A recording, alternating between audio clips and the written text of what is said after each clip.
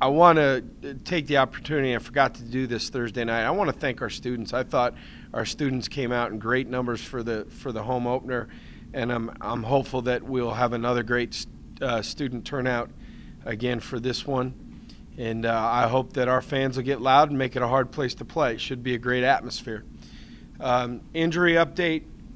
The only news for us is, unfortunately, Braden Sanchez has come back with a torn ACL. That will require a surgical repair. He will meet with the that has not occurred yet. He will meet with the doctors here in the next couple of days to decide when the best time is to do that. It feels like every year every team deals with a guy is lost to something that is, really nobody's fault. And unfortunately for us, in year one, we lost Kobe Arenzi for more than half the year. Year two, Gabe Lee, our best special teams player, now Braden this year, and it's unfortunate. And Braden's a terrific kid. My heart bleeds for him. Like I said, it's unfortunate. But the good news is he's got a year left, and we'll rehab him, and I'm sure our medical staff will do a fantastic job and get him back as quickly as we can. Wyatt Demps will now start in his place, so Wyatt will be in the top 3 receivers. I don't think that'll be that big a transition. Wyatt has played significant amount of reps. I think we'll be fine there. Arizona's going to be a great challenge. I have great respect for Coach Rodriguez and his staff. We've gotten to know them a little bit on the recruiting trail. I've gotten to know Coach a little bit and like him a great deal. I appreciate what they do and what they've done at Arizona.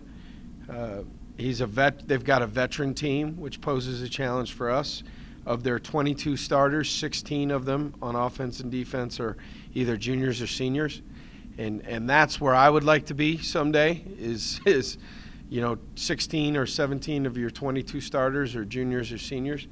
We're getting closer, but we're not there yet. They've won a lot of games. I mean, they were a 10-win team last year. They're athletic. They're more athletic than they are big. I mean, although their tackles are very big, but in general, they're running and they're physical and they play really hard as you watch them on tape. Offensively, they present a lot of challenges, as they have to everybody that has had to face them. They're very multiple. Their base set's going to be 4 wides. The second most popular personnel grouping, which is kind of a little bit unusual for them, I think, from last year, is that we're seeing a little bit more 11 personnel where they're going to put a tight end on the field. They're going to be up-tempo. They're going to try and run as many plays as possible. So it's difficult for us to replicate that in practice, but we're trying. Even when they call a run, the quarterback has a pass option. So there's a lot of called runs in that offense where Solomon's got the opportunity to pull the ball out of the belly of the running back and then throw a short throw.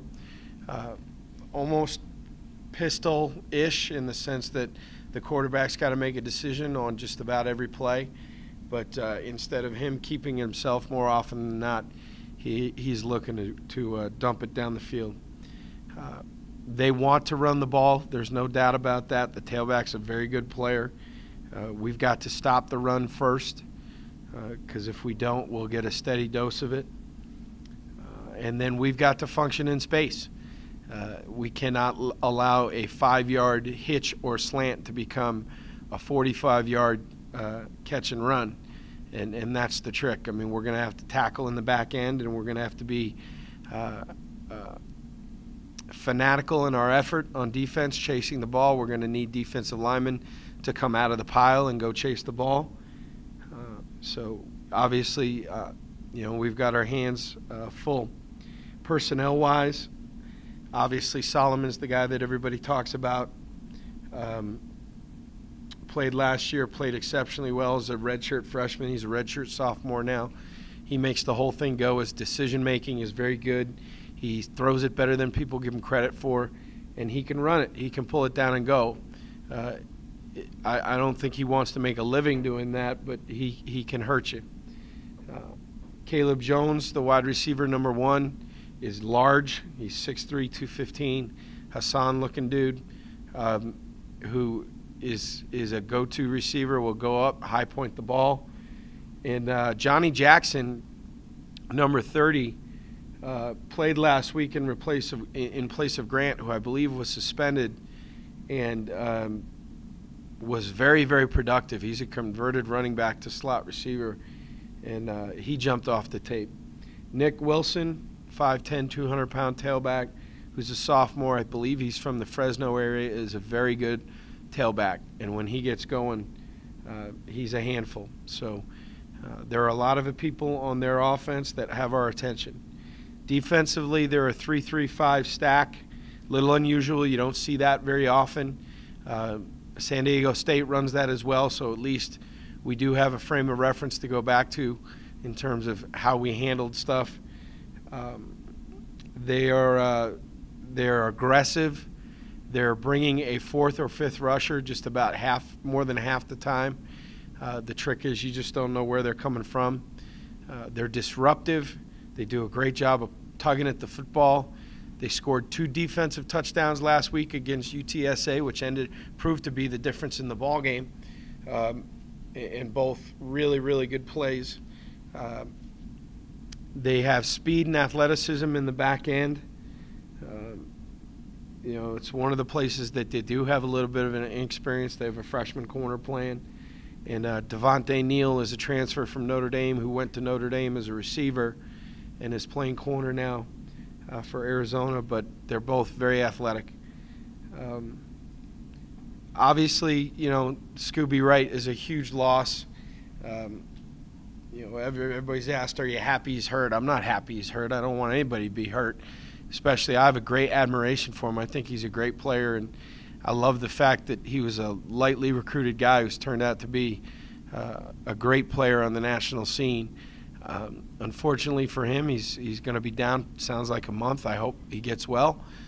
There's no doubt it's a loss, but, I mean, they have 85 scholarship players just like everybody else. So, the guys, they rotated a good number of linebackers in through the UTSA game, and, there's a drop-off, but it's not as significant as people think it is. Personnel-wise, Reggie Gilbert, 8, the defensive end, is a very, very good player. Turi, they listed a linebacker who's 6'1", 265. He's really a linebacker / defensive end, very physical player. And Will Parks, who's one of the, hybrid safety outside linebackers, is very athletic. And I tell you what, here's the other thing, and this is how coaches, this is the silly things that coaches notice. Their strength staff is doing a great job, because watching that team a year ago and seeing them in person and then seeing them last week on film, there's some bodies changing. There's some guys last year that look like young football players that look like grown men now. And so clearly there's a devotion to strength and conditioning in that program. The staff must do a great job, because you can see the difference. In the kicking game, Neal and Phillips are both very dangerous returners, and we can't let them get out in space. And we've got to do a better job than we did in the Davis game. We did a poor job of, frankly, kicking the ball, and we did a poor job of covering, and that's got to improve this week against this opponent. Their 2 specialists are back, both solid. So, we've got our hands full, but we're excited about the opportunity. I don't think our guys are intimidated. I don't think they're scared by any stretch of the imagination, nor should they be. But we obviously have a very strong respect for this opponent, and rightfully so. So, with that said, I'll take anybody's questions. About the running back Wilson, he was one of the better running backs in the country as a freshman. How has he improved from what you've seen this year? It's hard to really gauge that, to be honest with you, because he got off to a rough start in the game against UTSA. He fumbled early in the game, and it seemed like he kind of got down on himself a little bit. But he got it going in the second half and ended up with, I think, nearly 100 yards. He looks more sure of himself, as any sophomore would, after having played a whole season as a freshman, and a little bit more decisive and physically more developed, and he's a hell of a back. He's a hell of a back. What is it about the way he runs the ball that makes him, I mean, is he a power guy, elusive? He's got a little bit of both. I mean, he can make you miss, but he also is not afraid to run behind his pads, and he's not a 170-pound back. You know, he's 200 pounds and well put together, so he's got speed and he can make people miss, but when he needs to, he will run behind his pads and you know, punish you for trying to tackle him, which is, you know, it's a great combination. You have a Pac-12 opponent coming back. You feel like the team gets a little bit more fired up for that? I think they're excited to play a Pac-12 opponent whenever the opportunity presents itself. I don't want to play 3 a year because we don't compete in the Pac-12 conference. But I think the fact that we have a name-ranked opponent here at home, you know, that is something that people reference a lot with me when they talk about fans. I'm talking about general public when they talk about schedule and things like that. And you know, we're not going to be in the habit of trying to get LSU and Alabama to come to Mackay. It's just not going to happen. You know, this is the back end of a home and home that was done before Doug and I got here. But it's a great opportunity. It's one that our fans express they want more of. Here it is, so I'm hopeful that we'll sell it out. I mean, you know, and it'll be rocking and rolling. But I have no doubt our guys.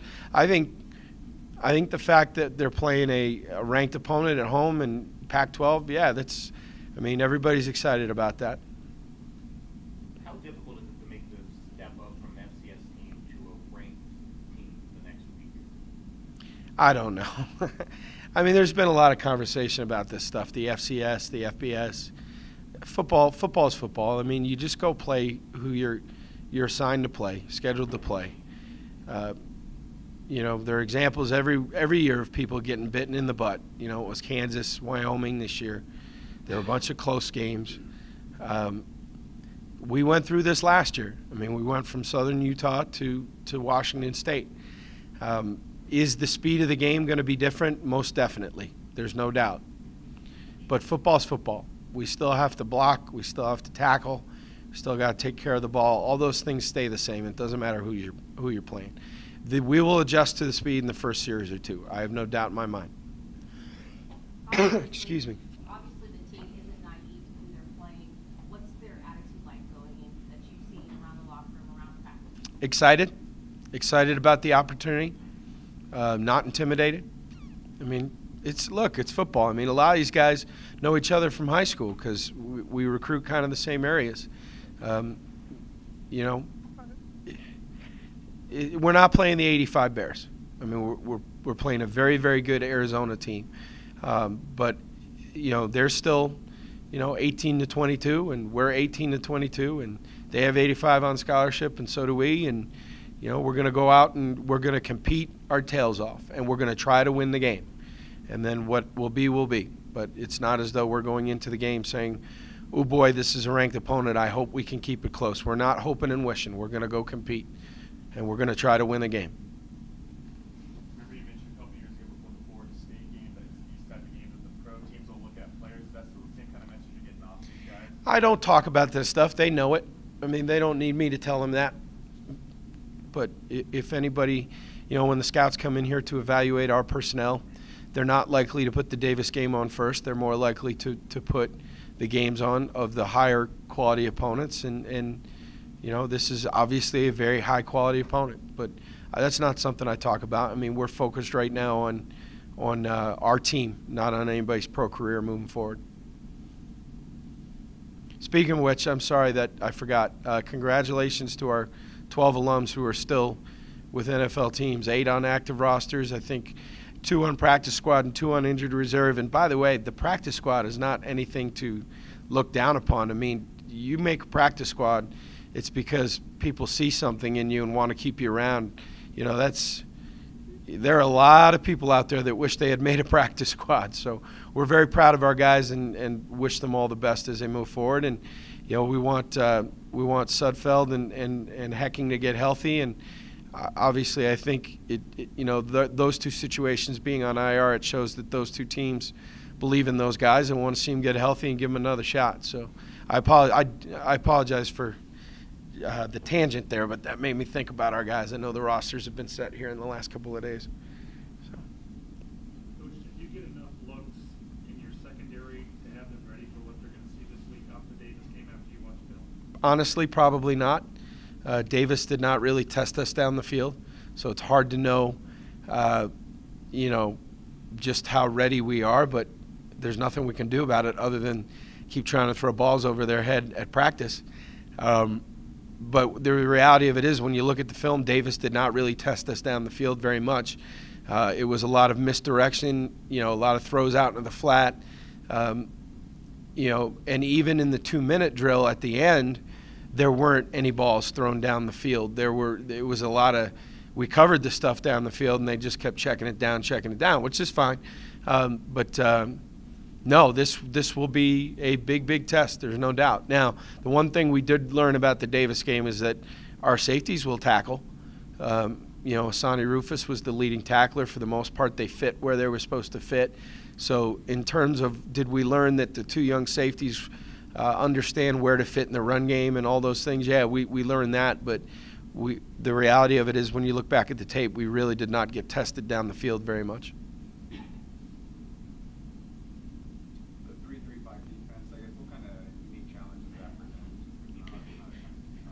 Yeah, it's first of all, that not a lot of teams run it, so you don't see it very often. But that is one good thing about having San Diego State in the conference, and on our side, we play them every year. So it's not the first time we've seen it. We prepare for it every year. The multiplicity of where people can come from. More often than not, you're going to get a fourth rusher, but when you play a 4-3, the fourth rusher's got his hand down and he's on the line of scrimmage. When you play a 3-3-5 or a 3-4 team, you're going to get a fourth rusher. You just don't know where it's going to come from. And to be honest with you, that is where Scooby excelled. They moved him all over the defense and kind of let him be creative and play within the flow of the game. And the people playing behind him in the defense were savvy enough to play off of him. And they will lose a little something with that. But, yeah, there's no doubt it presents a challenge. And it presents a challenge not only in the run game but also in pass protection as to where you're going to send, where you're going to direct the protection, who you're going to have the back looking at, all those things. And enables them, frankly, to do some unique things. They'll bring a lot of corner blitz, but the corner's just the fourth rusher.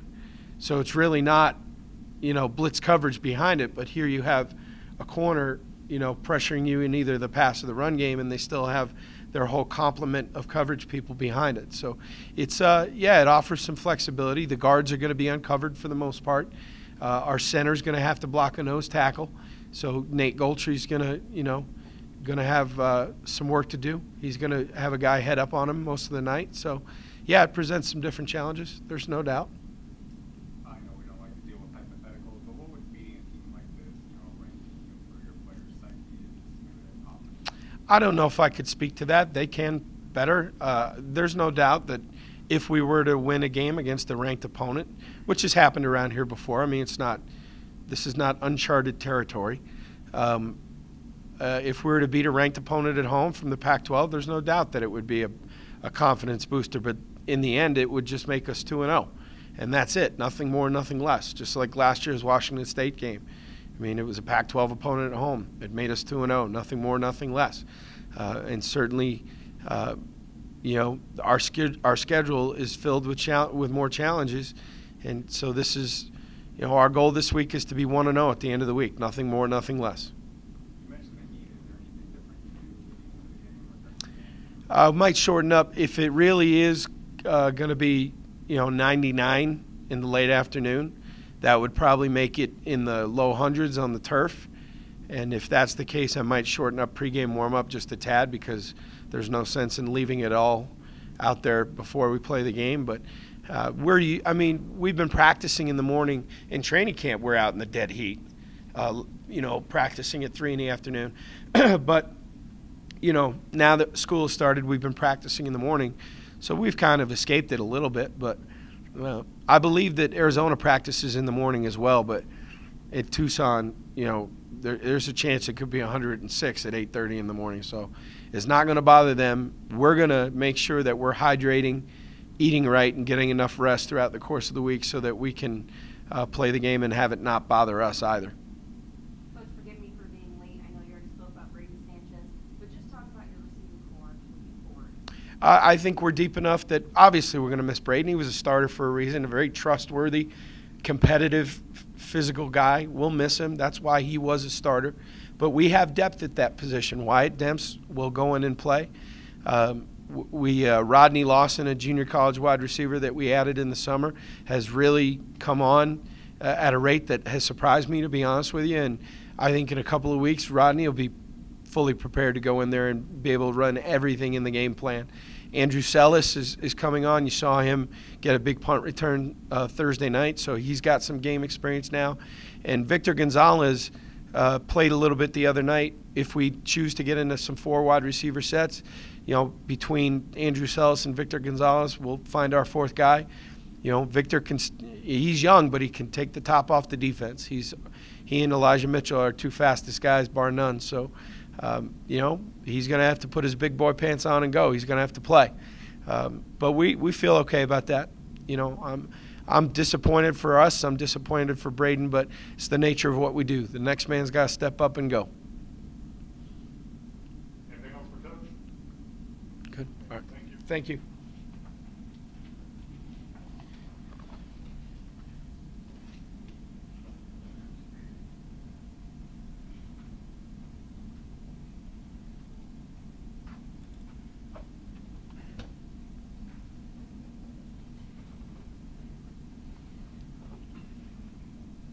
Questions for Tyler Stewart? Tyler, what kind of challenge is this defense for you? What's something you haven't seen a lot of the 3-3-5? It's definitely different. It's about the only team we'll probably see run a 3-3-5. I mean, we'll see other teams that run an odd front, but it's a little bit different than what they run. But we've been preparing and seeing what we could run against them and how we're going to do. You obviously like to watch film. Have you been able to find a lot of 3-3-5 film to rely on? I obviously you guys played there in Arizona last year. Yeah, well, I mean, we've been looking at a couple of their games, so just looking at their games, I mean, don't really watch anybody else. They're about the only team that, like I said, runs a 3-3-5, so we've just been watching them and getting prepared for what they do. When you go back and look at the UC Davis film to move forward, I guess what did you guys do well and what did you guys need to improve on heading into this game? I thought we did pretty well running the ball. Feel like we left some yards out on that field a little bit here and there from anywhere, or from running and passing the ball. I feel like we need to communicate a little bit faster and not be waiting for what the defense is trying to do, because to be honest, it all comes down to what we're trying to do, and we have to be on our own execution before we can worry about what the defense is doing. We know you're a master of preparation. Have you changed the way you prepare for this game besides looking at the defense? No, not at all. You got to prepare for each opponent the same way. Can't take anyone lightly or take anyone too much. You just got to take it for what they are, and that's what I've been doing, and our whole offense has been doing since UC Davis and now this week too. Coach mentioned the big difference in maybe Davis and Arizona, the speed of the game. Is there a way for you to prepare for something like that, or you just got to go out there and just experience? Well, yeah, there's a difference. They're in the Pac-12 for a reason. UC Davis 1AA. Don't take anything away from UC Davis, but it's just kind of what it is. And we just watch film and be ready for what they have to bring and make sure we execute. And I think the speed of the game will be okay. Obviously, all the opponents count for one win, but do you guys get a little extra more excited for a ranked Pac-12 opponent? I feel like it's just another game. We're gonna always go out there and play football, whether it's UC Davis or Arizona, and I'm just ready to go out there and play some football. Do you guys get a whiteout, six of the fans all show up in white? I mean, just kind of how cool is it to see Mackay all just kind of united like that? That's awesome. I really enjoyed the whiteout game. It was great last year. Hope it's just as good this year or even better, and I'm really excited for that. It seems like, you guys really want to establish the ground game every game, but especially in this one with their offense being so explosive. Go on 6-7 minute drives, trying to keep the defense fresh and off the field. Yeah, we always want to help those guys out. We always want to establish the run. The run opens a lot of things up. We want to establish the run no matter who we're playing. So I feel like we try to do that every game, and we did a pretty good job of it last game and try to just build off of that. Maybe an odd question, but you wear glasses in these press conferences. Do you wear contacts during the game? Or? No, I'm actually farsighted, so during the game I'm totally okay. Anything else for Tyler? All right, thank you, Tyler.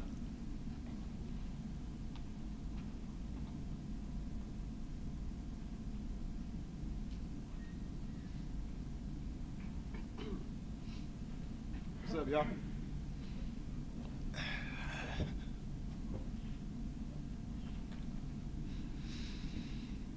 Questions for Don whenever you guys are ready. What's a game like this mean for you guys? Like, you take on a nationally ranked team on national TV here at home. It's big. It's Arizona, so we're excited. What about the fact that, you know, like you mentioned, it's a whiteout, a lot of fans are going to pack the house. I mean, playing in front of an environment like that, it's got to give you kind of an extra boost up. Well, we try not to get too far ahead of ourselves. We try not to really think about the whole game day atmosphere until it happens, because you kind of want to savor that moment. But I expect it to be loud. I expect it to be, you know, wild, crazy. I mean, that's how it was for us when the whiteout with Washington State last year, and it gave us a lot of juice. So we're just hoping for the same thing and same outcome, actually. So. Is it important to kind of temper that juice so you don't just go out there 150 miles an hour? Yeah, you never want to blow it, you know, too early. You know what I mean? So, I mean, I'll do whatever I can during the week to try to just keep a low profile throughout the week. I just, you know, get to practice and then leave, you know, go to practice, go to film, and then stop thinking about football just because I don't want to be too high too early in the week. So, and I see a lot of other guys try to do the same. So, we just kind of can't wait to get to Saturday so we can get into the mode of things. Stewart, right? It's not playing. Are you kind of disappointed not being able to go up against a guy like a quality linebacker like that? Very. He made the game very interesting last year. So, prayers out to that dude. I hate to see, you know, him to miss significant time like that. So, I hope he comes back real fast. I was really hoping he played this game though. Of course, a lot of scouts and a lot of people are going to be watching this game. What do you hope people see after they watch you play this game? I'm a great teammate. From this point, I mean, I don't really care about the next level right now. That's really the last thing on my mind. And I think that's the same thing for a lot of these seniors. A lot of these seniors right now want to just win a championship. We want to win every single game, and we're not really too focused on anything else outside of that. Now, you guys played well in Tucson last year. What did you do well to keep that game close and give yourself a chance to win? I think we prepared well. We knew what was coming. You know, with a 3-3 stack defense, you bring heat from everywhere, from corner, from each linebacker, and you think that, I mean, it looks like it's coming every single play. So they bring somebody, and I think we did a great job preparing for that, being able to pick those things up, and the pass game opened up well. At this point in the season, you start, like, when you watch film of practice and games, you start to skip the run plays and go straight to pass protection, just because it's so vital. You know, it's really important. And you know, preparation hasn't changed. We've been the same for the last 2 years. We just, we want to watch as much film as possible, and kind of just break down player by player their tendencies, and any clues, any hints that we can take, anything that can give us an advantage of knowing what's coming. How much different is it to run against this kind of defense as opposed to regular 4-3? I mean, is it like against 4-3 when a hole opens, you got a hole, but against this defense, maybe it's kind of deceptive. The holes. Yeah, holes shut down really fast, and because there's athletes behind that. You know what I mean? After, a lot of defenses, when you get past the front seven, you have all the athletes are either getting blocked or they're way out on the other side. But in this defense, you have athletes that are kind of free to run to the ball. They got a lot of open space, so it plugs holes really fast. So you got to just be able to read it and go and get what you can, and that's all you can really do. Anything else, Don? All right, thank you, Don. Questions for offensive lineman Jeremy Macauley.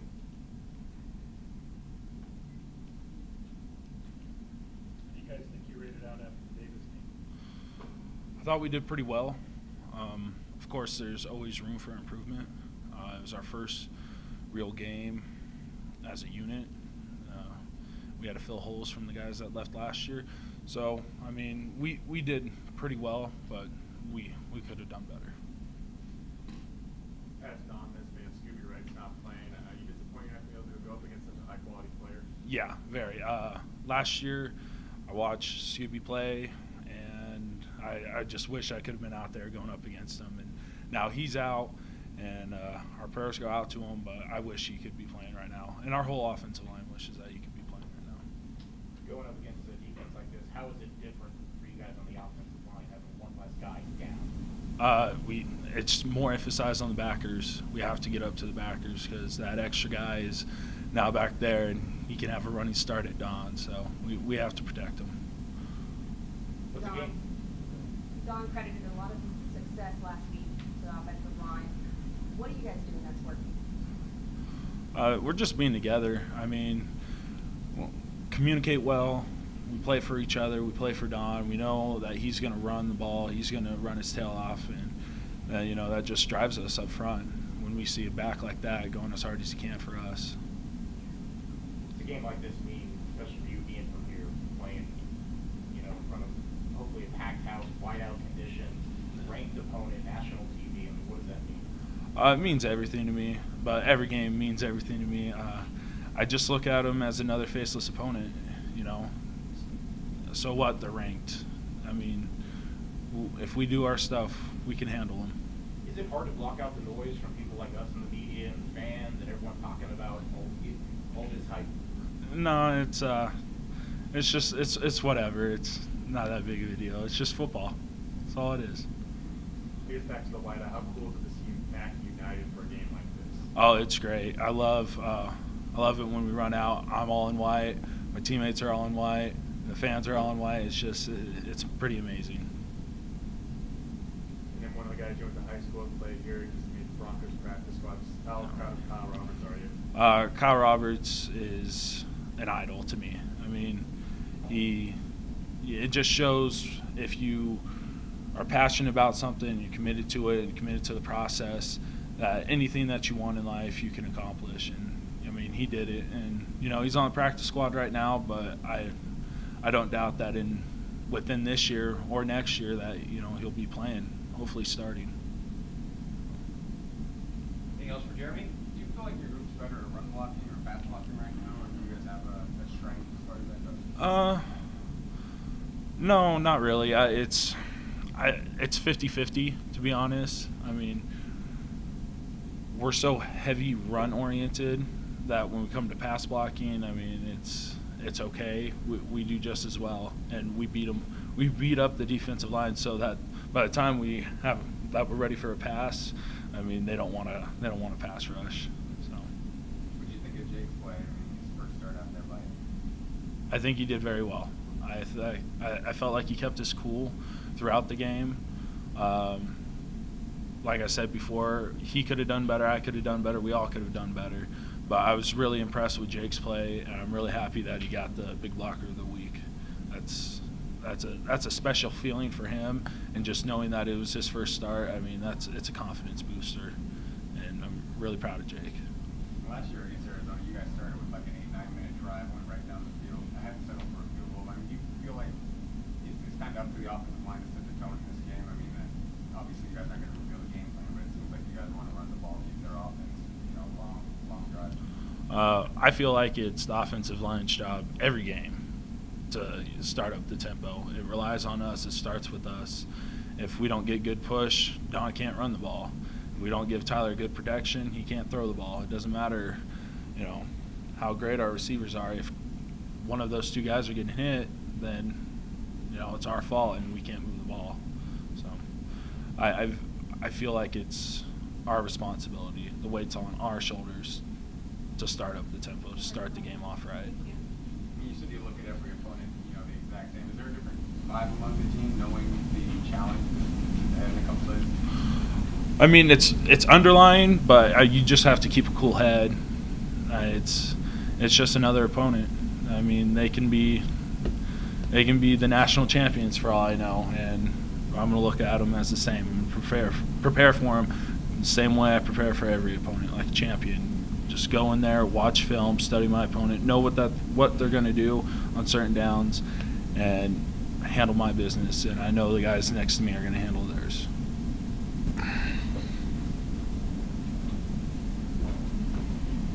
Question for Bryan Jr. What's the biggest challenge this offense presents in defense? Speed in which the time they run their plays. Up tempo, spread team, so they change a lot of personnel throughout the game, and communication will be vital in stopping that. Knowing where you're supposed to be at all times, knowing the checks, everything, because they'll throw a lot at you. But if you're not ready for it in that rapid tempo, it can eat you up pretty bad. You go back and watch the film last year. I guess what did you do well in that game, and what do you feel like you possibly not? As a defense, we got to the ball, which is something we need to do this next week, because they want to spread us out. They want to get the ball on the perimeter and create one-on-one situations. But we get guys to the ball, and 11 has to the ball. We'll shut it down really good, and then they can't run on our front four, so we'll shut that down as well. So we just have to stay poised and just rise to the occasion. It's obviously one of the better offenses in the West Coast in the nation. I mean, this is a challenge you guys look forward to and excited about. Yeah, they're a well-seasoned offense. We're ready. We just have to go out and execute. We have young guys, but all the confidence in the world in them. Everybody, says, they're young or whatnot, but I feel as though they're ready. Davis last week didn't give us any deep ball threats, but given the scout looks we have, we'll be prepared for it. They're competitors, so I'm ready. You played against Arizona a couple times. I mean, both really, really close games. You feel like you guys are really going against them, and it's your time to break through against Arizona? Yeah, we just those past games we didn't execute 100%, and that's something we lack. That's something we have to strive for going into this game, and be 1-0 at the end of the week.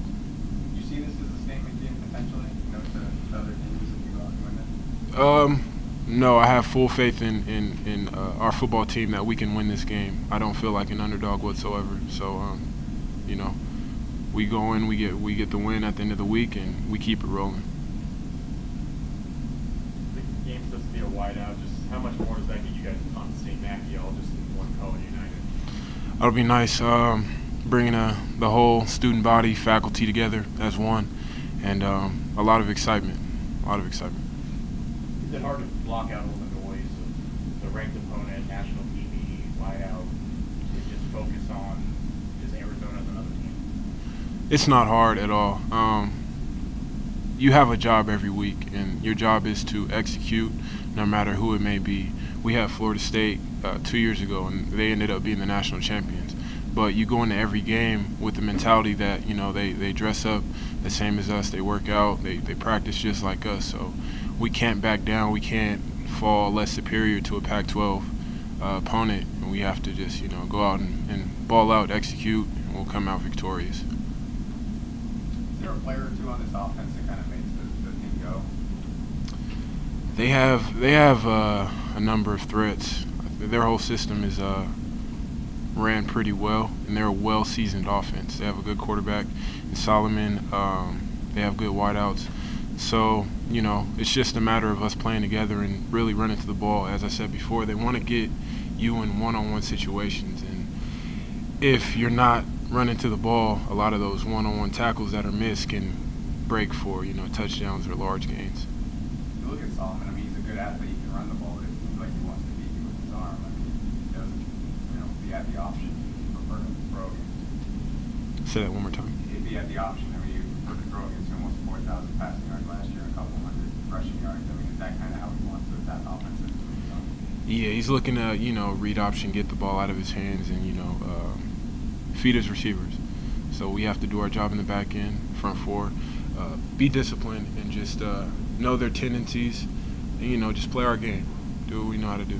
You look at the tempo, wanting to run plays maybe every 15 seconds or so. I guess what's the biggest key to, the communication and, being ready for every snap? Preparation and practice. It doesn't happen on Saturdays. We won't go out there, not practice all week and then say, hey, they run a fast offense, but this is our first time seeing it. So it's all in preparation. We go out and we're running plays every 10 seconds, which is ideally not really as realistic as you'll get with the ball set and everything.